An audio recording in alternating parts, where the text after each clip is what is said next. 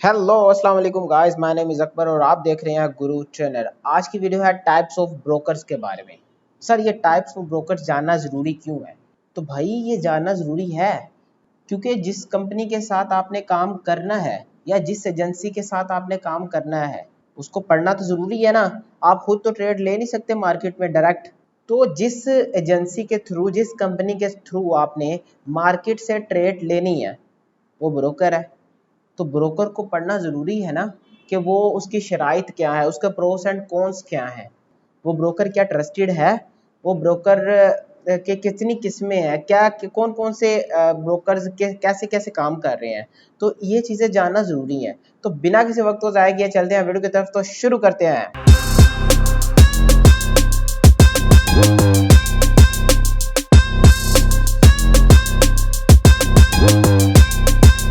Okay जी, तो पहली जो टाइप है वो है डीलिंग डेस्क ब्रोकर।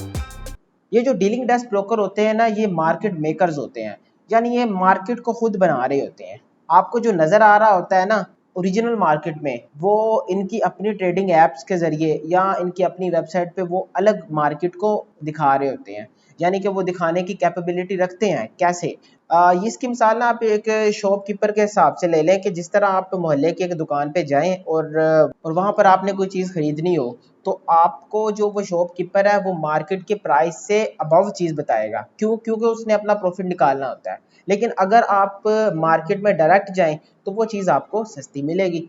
इसी के एग्जांपल आप ये इसमें ले लें। डीलिंग डेस्क ब्रोकर जो होते हैं ये बहुत ज़्यादा पोजीशंस लिक्विडिटी, यानी लिक्विडिटी प्रोवाइडर जो होता है ना, यानी जो फाइनेंशियल बैंक्स होते हैं, इंस्टीट्यूशंस होते हैं बड़े बड़े, ये जो है ना ये इनसे लिक्विडिटी ले लेते हैं। ये जो ब्रोकर्स होते हैं ये उनसे बहुत ज़्यादा बड़ी लिक्विडिटी ले लेते हैं, यानी बहुत ज़्यादा पैसा ले लेते हैं। अब उन पैसों को आम छोटे ट्रेडर्स जो होते हैं, हम जैसे जो ट्रेडर्स हैं, उनको थोड़ा थोड़ा करके उनके पोजीशंस को ओपन करते हैं, लेकिन प्राइस अपनी लगा रहे होते हैं। जो प्राइस ओरिजिनल नज़र आ रही होती है हमें मार्केट में, वो उससे थोड़ी चेंज होती है। ठीक है, यानी कि वो ये अपना प्रॉफिट उसमें रख के आपको दिखा रहे होते हैं, क्योंकि ये कर सकते हैं। ठीक है, ये control the price they display. और ब्रोकर जो होता है वो डायरेक्ट मार्केट बन जाता है। इसमें आप डीलिंग डेस्क ब्रोकर में ना आप ये नहीं कह सकते कि भाई दिस इज ब्रोकर।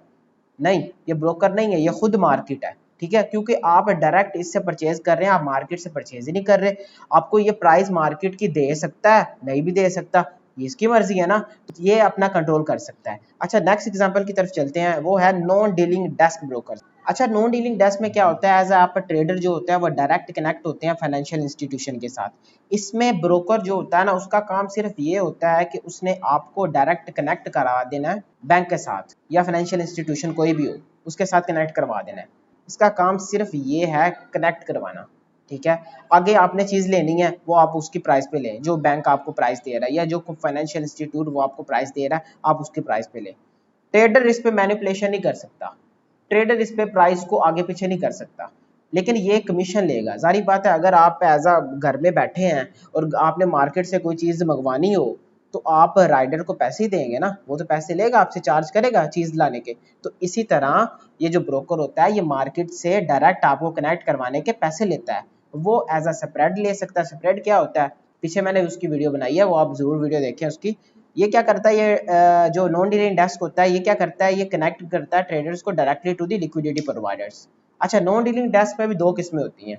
एक होता है एसटीपी ब्रोकर्स, एक होता है ECN. STP state through processing brokers, ECN यानी इलेक्ट्रॉनिक कम्युनिकेशन नेटवर्क। ये जानना जरूरी है आपको। ठीक है, इसकी एसटीपी की बात करते हैं सबसे पहले। एसटीपी क्या होता है? इसमें ट्रेडर को डायरेक्ट कनेक्ट तो करवाना होता है फाइनेंशियल इंस्टीट्यूट के साथ, लेकिन कौन से फाइनेंशियल इंस्टीट्यूट के साथ ये तो नहीं पता। यानी कि ये किसी भी प्रोवाइडर को आपके साथ कनेक्ट करवा देगा। ये जो एसटीपी ब्रोकर्स होते हैं ये किसी भी मतलब फाइनेंशियल इंस्टीट्यूट है, कोई बैंक है या कोई बड़ा ट्रेडर है, उसके साथ आपको डायरेक्टली कनेक्ट करवा देते हैं, जो ऑफर कर रहा हो best bid and ask price. अब इसमें याद रखें कि इसमें एनी फाइनेंशियल इंस्टीट्यूट आ गया।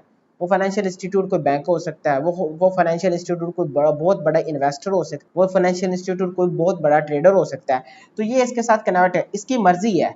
यानी एसटीपी ब्रोकर में इस बंदे की, इस ब्रोकर की मर्जी है कि वो आपको किसी भी फाइनेंशियल इंस्टीट्यूट के साथ कनेक्ट करवा दे। ईसीएन ब्रोकर्स में क्या होता है, इसमें जो ट्रेडर होता है ना वो डायरेक्टली कनेक्ट हो जाता है इंटर बैंक के साथ, यानी इंटर बैंक की लिक्विडिटी के साथ वो डायरेक्टली कनेक्ट हो जाता है। क्या मतलब, इसका मतलब ये है कि जो बैंक्स आपस में लेन देन कर रहे होते हैं ना जिस बिड और आस्क प्राइस पे, यानी कि ये इससे वही प्राइस मिल रही होती है, ठीक है, अपनी मतलब किसी भी करेंसी को परचेज करने या सेल करने के लिए उसे वही प्राइस मिल रही होती है जो कि इंटर बैंक की लिक्विडिटी प्रोवाइड कर रही होती है। तो इसका मतलब यह है ECN broker is the best, यानी कि डायरेक्टली कनेक्ट करवाता है आपको लिक्विडिटी प्रोवाइडर। और लिक्विडिटी प्रोवाइडर भी कौन सा होता है, इंटर बैंक्स होती है। इसमें ना तो कोई बहुत बड़ा ट्रेडर्स होता है, ना कोई बहुत बड़ा कोई दूसरा फाइनेंशियल इंस्टीट्यूट होता है, इसमें सिर्फ इंटर बैंक की लिक्विडिटी होती है। और इसमें जारी बात है अगर ईसीएन ब्रोकर आप लेंगे तो ये अपना कमीशन जरूर चार्ज करेगा, ठीक है, इसके अपने पैसे चार्जेस होते हैं, एज अ सेपरेट की फॉर्म में हो सकते हैं या एज अ मतलब कमीशन दूसरे चार्जेस की फॉर्म में हो सकते हैं, लेकिन आपको देने पड़ते हैं, ठीक है। इसमें आमतौर पर ईसीएन ब्रोकर्स में आपको एक इलेक्ट्रॉनिक ट्रेडिंग प्लेटफॉर्म मिलता है जहाँ पर बहुत बड़े प्रोफेशनल्स, ठीक है, मार्केट मेकर्स जिसे बोलते हैं, जिनमें बहुत बड़ा हाथ जो बैंक्स का होता है, तो वो अपनी बिड और आस्क प्राइस बता रहे होते हैं, ठीक है, और इन्हीं बिड और आस्क प्राइस के बुनियाद पर आपको ये जो ईसीएन ब्रोकर है वो आपको प्राइस दिखा रहा होता है। तो इसमें कोई धोखाधड़ी का कोई चांस ही नहीं बनता, कोई चांस नहीं बनता।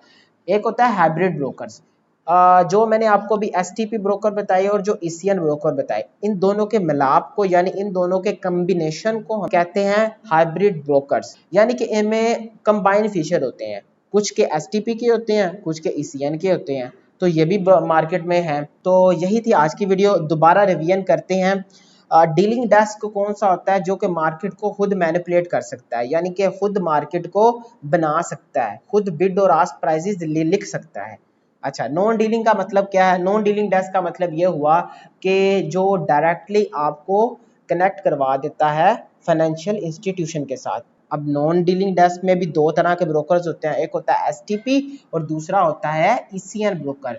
तो जो एसटीपी ब्रोकर होता है वो क्या होता है, वो आपको डायरेक्टली कनेक्ट करवाता है किसी भी फाइनेंशियल इंस्टीट्यूट के साथ। वो कोई बहुत बड़ा ट्रेडर हो सकता है जिसके साथ कनेक्ट उसने करवाया हो, वो कोई बहुत बड़ा इन्वेस्टर हो सकता है, वो कोई बड़ा बैंक हो सकता है, तो इसमें बहुत सारे इस एसटीपी में आ जाते हैं। इसी तरह अगर ईसीएन की बात की जाए तो ईसीएन आपको डायरेक्ट कनेक्ट करवाता है आपको इंटर बैंक की लिक्विडिटी के साथ। तो इंटर बैंक की जो लिक्विड यानी इंटर बैंक्स यानी बैंक्स जो आपस में ट्रेड कर रहे होते हैं जिस बिड और आस्क प्राइस पे, वही प्राइस आपको ये दिखा रहा होता है। तो यही थी आज की वीडियो। इससे नेक्स्ट वीडियो होगी कि यार बेस्ट कैसे चूज करना है, यानी कौन कौन सी चीजें, फॉर एग्जांपल आपने इनमें से देख लिया ना कि आपको डीलिंग डेस्क चूज करना है या नॉन डीलिंग डेस्क करना है, नॉन डीलिंग डेस्क में भी कौन से ब्रोकर चूज करने हैं वो देख लिया आपने। इसके बाद क्या चीजें देखी जाती हैं, how to choose best broker, इससे नेक्स्ट वीडियो होगी, वो आप जरूर देखिएगा। तो मिलते हैं उस वीडियो में, तो चलते हैं, अल्लाह हाफिज।